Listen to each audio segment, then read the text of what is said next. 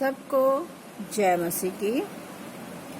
आज जो हम वचन आपको सुना रहे हैं उसका विषय है जैसा पेड़ वैसा फल। तो क्या है, यहाँ पर एक कहानी है जिसे प्रभु यीशु मसीह ने लोगों को सुनाई।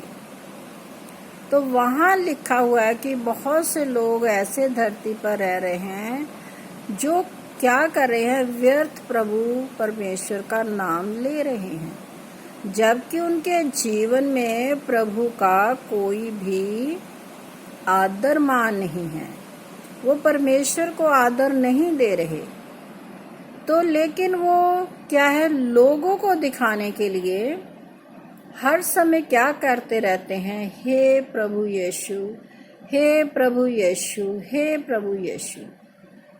तो बार बार हे प्रभु यीशु, हे प्रभु यीशु कहने से आपको क्या मिल जाएगा? कुछ भी नहीं। जब आप परमेश्वर की आज्ञाओं पर चलते ही नहीं हो तो क्या है, लोगों के सामने दिखावा दिखाने से आप परमेश्वर को प्राप्त नहीं कर सकते। क्योंकि वचन में लिखा हुआ है कि ये लोग होठों से तो मेरा आदर करते हैं लेकिन इनके मन मुझसे दूर रहते हैं। यशायाह भविष्यवक्ता ने ये कहा है और सच में ऐसा ही है। लोग क्या है, दिखाने के लिए हर समय मंडलियों में, सभाओं में, चर्च में या हम जैसे मिलते हैं तो हर शब्द में क्या करते रहते हैं, हे प्रभु यीशु तेरी जय, हे प्रभु यीशु, हालेलुया हालेलुया। ऐसे वर्ड क्या है, बोलते रहते हैं, लेकिन उनके हृदय में परमेश्वर का वास नहीं होता। आप जानते हैं, और दिखावे को परमेश्वर पसंद भी नहीं करता। तो आज जो वचन हम सुना रहे हैं वो मत्ती रसूल की अंजील है, उसका 7 अध्याय है और उसकी 21 आयत से लेकर हम 23 आयत तक आपको बताते हैं कि परमेश्वर प्रभु यीशु मसीह ने ऐसे लोगों से क्या कहा। तो वचन है, वहां लिखा हुआ है, वचन को हम पढ़ते हैं। जो मुझसे हे प्रभु कहता है, उनमें से हर एक स्वर्ग के राज्य में प्रवेश ना करेगा, परंतु वही जो मेरे स्वर्गीय पिता की इच्छा पर चलते हैं। उस दिन बहुत से लोग आकर कहेंगे, हे प्रभु, क्या हमने तेरे नाम से भविष्यवाणी नहीं की? हे प्रभु, क्या हमने तेरे नाम से दुष्ट आत्मा को नहीं निकाला?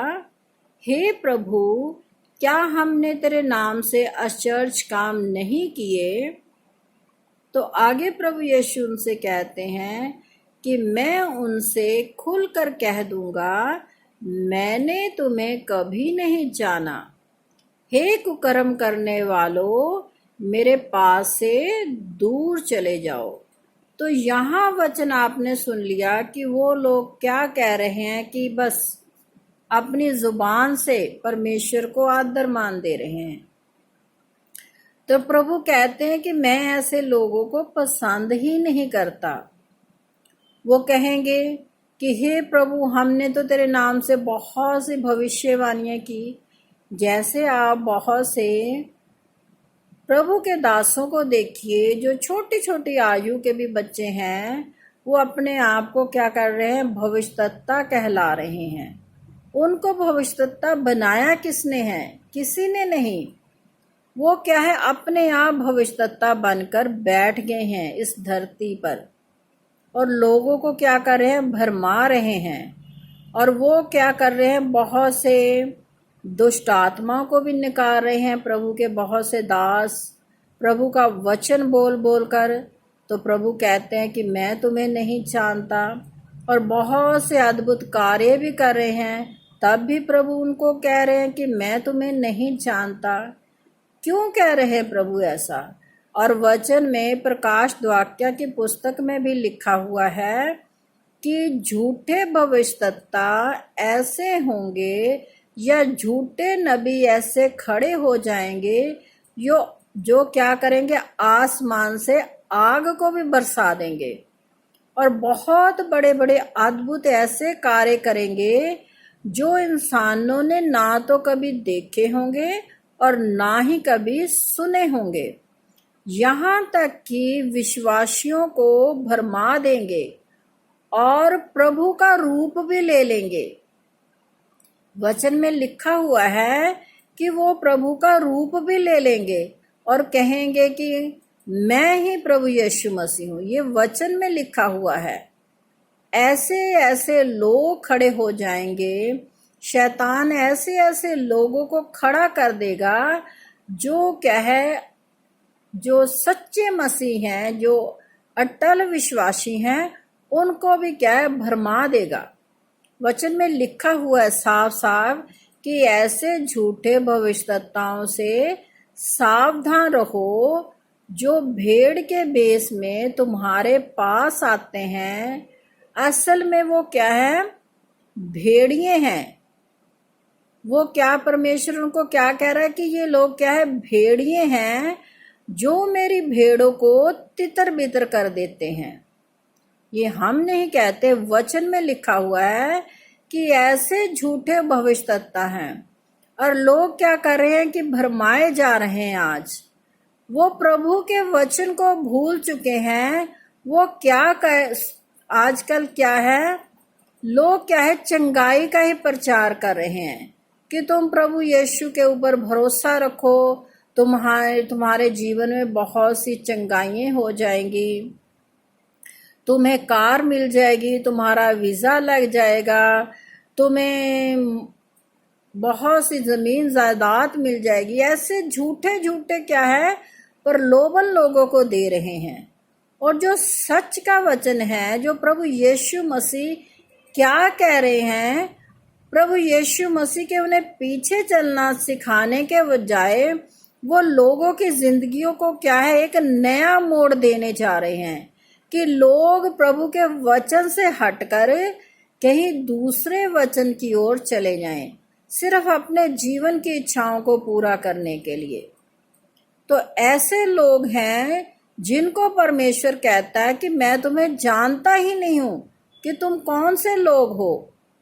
वचन में आप वचन की गहराई को पढ़िए, सुनिए कि परमेश्वर ने हमें क्या कहा है कि तुम सारे जगत में जाकर मेरे नाम का सुसमाचार दो।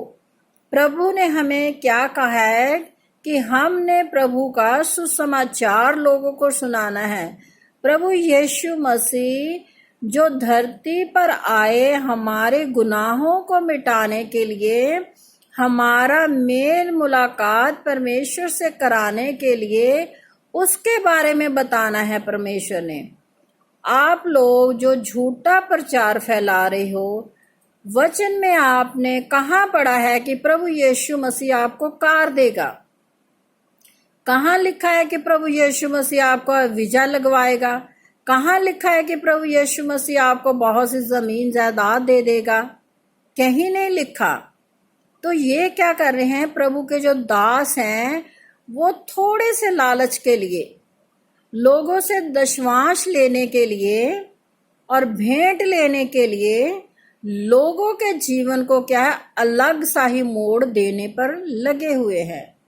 आप इतने पैसे भेजो तो हम क्या है, तुम्हें आशीष की तुम्हारे लिए प्रार्थना करेंगे। तुम इतने पैसे भेजो तो हम आपके जन्मदिन पर स्पेशल प्रेयर करेंगे, आपको ग्रीटिंग भेजेंगे। तुम इतने पैसे भेज दो तो तुम्हारे लिए ये हो जाएगा। कहने का भाव है, परमेश्वर के वचन को फैलाने की बजाय वो लोग कर क्या रहे हैं, अपनी जरूरतों को झूठ के द्वारा पूरा कर रहे हैं। ये वचन में लिखा है कि तुम दशवांश दो अपनी इच्छा से, ना कुड़ कुड़ के, ना दबाव से, और ना इस लालच से दो कि मैं परमेश्वर के घर के लिए दूंगा तो परमेश्वर मुझे कार दे देगा। कहीं नहीं वचन में लिखा कि तुम परमेश्वर के घर के लिए बोगे तो परमेश्वर तुम्हें कार दे देगा। लेकिन हाँ, ये लिखा है कि जितनी वस्तुओं की तू इच्छा रखता है वो तुम्हें देगा, भली वस्तुओं की। कहा परमेश्वर ने क्या कहा है कि भली वस्तुएं जो तेरे जीवन के लिए जरूरी है उसे परमेश्वर तुम्हें देगा। मान लीजिए किसी भाई बहन के पास छोटा सा घर है, बिल्कुल छोटा सा घर है, जिसमें मुश्किल से 4-5 इंसान भी अच्छे तरीके से नहीं रह रहे, और वो मांग क्या कर रहा है परमेश्वर के दास के पास जाकर, मुझे तो जी गाड़ी चाहिए, मेरे फलाने रिश्तेदार के पास क्या है, गाड़ी है। पहले ये तो सोच लो कि तुम्हारे पास गाड़ी रखने की जगह भी है कि नहीं, फिर आप परमेश्वर से गाड़ी मांगिए। आपके पास है कुछ नहीं और आप इच्छाएं इतनी बड़ी बड़ी रख रहे हो। आपके पास काम काज उतना है नहीं, आप जहाज मांग रहे हो। तो परमेश्वर के आगे आप अपनी इच्छा वो रखिए जो कि सही मायने में हो, भलाई हमारी उत्पन्न करे, ऐसी इच्छा को मांगिए। आप अपने बच्चों की तंदुरुस्ती मांगिए, अपने लिए तंदुरुस्ती मांगिए। ये सबसे बड़ा वरदान है कि हम तंदुरुस्त रहें, हमें हमारे शरीर में बीमारियां ना आए, ताकि हमें क्या है, डॉक्टरों के पास ना भागना पड़े। भली इच्छाएं रखिए परमेश्वर के आगे कि वो आपकी जिंदगी की जो भी जरूरतें हैं, जो उसने पूरा करने का कहा है, वो पूरी करे। जैसे वचन में लिखा, यहोवा मेरे लिए सब कुछ पूरा करेगा। अगर आप वचन पर चलोगे तब परमेश्वर आपकी सारी जरूरतों को पूरा करेगा। ये नहीं कि आप प्रभु के दासों के पास जा रहे हो कि प्रभु के आगे आप विनती करो कि प्रभु हमारे जीवन में ये कर दे वो कर दे। ऐसा कभी नहीं होता। तो बाद में वो लोग क्या कहते हैं, बदनामी भी करते हैं प्रभु के दासों की, कि हमने प्रभु के घर के लिए इतने पैसे दे दिए, हमारा काम तो हुआ नहीं, हमने प्रभु के घर के लिए ये कर दिया, हमारा काम तो हुआ नहीं। तो आप झूठे चमत्कारों के पीछे क्यों भाग रहे हो? क्यों परमेश्वर के दास के ऊपर ही आप डिपेंड हो? पवित्र शास्त्र बाइबल आपके पास है, प्रभु आपसे बातचीत कर रहा है, आप प्रभु से बातचीत क्यों नहीं करते? वचन को क्यों नहीं आप पढ़ते? क्यों नहीं आप घुटने टेकर प्रार्थना में बैठ जाते कि प्रभु हमें इस चीज की जरूरत है, आप हमें दीजिए। तो फिर बाद में आप क्या करिए, अगर आप परमेश्वर पर विश्वास रख के घुटने टेकर प्रार्थना में बैठ गए हैं, परमेश्वर आपकी इच्छा को पूरा कर रहा है, उसके बाद धन्यवाद कीजिए परमेश्वर का। फिर जो भी आपके मन में आए उसे परमेश्वर के घर के लिए दिए। जैसे वचन में भी लिखा हुआ है कि जब प्रभु यीशु मसीह ने उस बहरे और जन्म के लंगड़े इंसान को, जो चल फिर नहीं सकता था, अच्छा किया, तो उसने कहा कि अब मैं क्या करूं? तो प्रभु यीशु मसीह ने उसे ये कहा कि जो मूसा नबी ने तुम्हारे लिए चढ़ावा ठहराया है वो धन्यवाद के साथ परमेश्वर के घर में चढ़ा। तो वहां लिखा है चंगाई प्राप्त होगी आपको। अब आपको क्या है, आपने धन्यवाद करना है परमेश्वर का।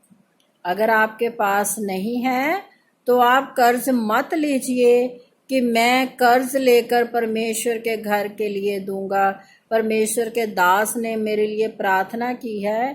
तो ऐसी बातों से परमेश्वर खुश नहीं होता। परमेश्वर आपके जीवन में परेशानी डालकर खुश कभी नहीं होगा। तो आप अपने मन में सोचिए कि मैं परमेश्वर के घर के लिए या परमेश्वर के वचन को फैलाने के लिए क्या कर सकता हूँ। जैसे वचन में लिखा, दबाव से नहीं, खुशी से। आपने क्या करना है? खुशी और आनंद से देना है।